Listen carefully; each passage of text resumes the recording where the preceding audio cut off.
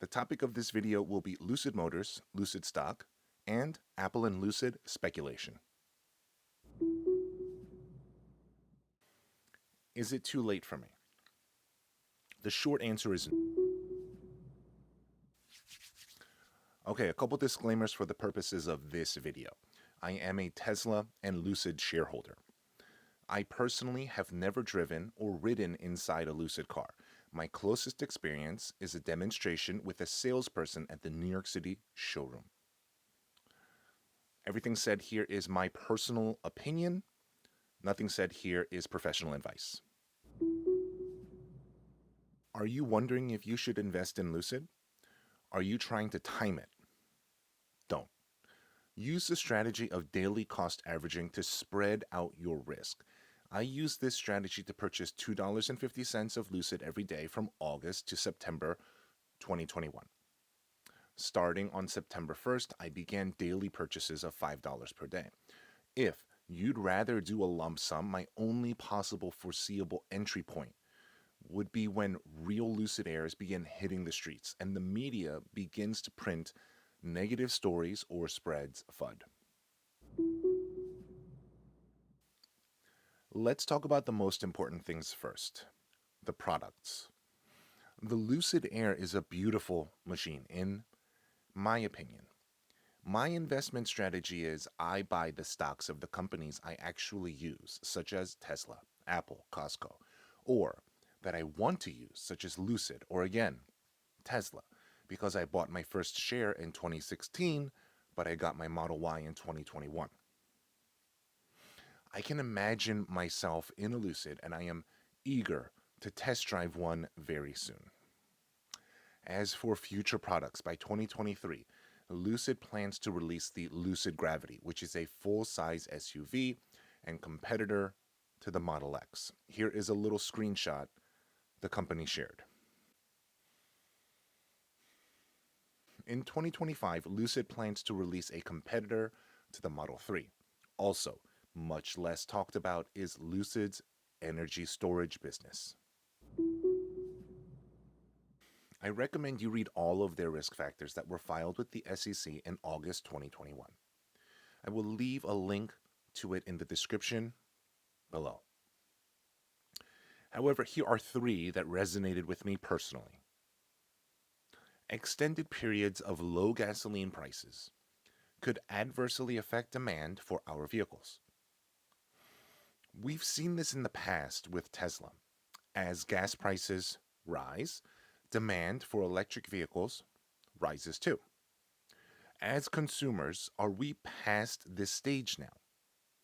As consumers, have we collectively made up our minds that EVs are the future? As of right now, in my area, a gallon of gas is about $3.50, which historically is considered expensive. If gas prices fell to $1.50, would demand for electric vehicles take a severe hit? Or have consumers made up their minds that electric vehicles are the way forward? The unavailability, reduction, or elimination of certain government and economic programs could have a material adverse effect on our business. Currently, the big news in electric vehicle sales is that the U.S. government is proposing a maximum sales subsidy of $12,500. If government support falls, which it eventually will, selling Lucid cars could become more difficult. We have no experience servicing our vehicles. A matter of fact is that cars break down and experience wear and tear. If Lucid service centers can't properly fix vehicles and satisfy customers, their future looks bleak. Also, please note the wording. We have no experience. Zero experience. Again, I recommend you read all of the risk factors. These are only three, and I summarized all of them. In the SEC filing, there are about 50 pages. 50 pages of risk factors. So it's a good idea to do your own comprehensive research. I've been a Lucid investor since August 2021, but the thing about the service experience is something I didn't think about until just now.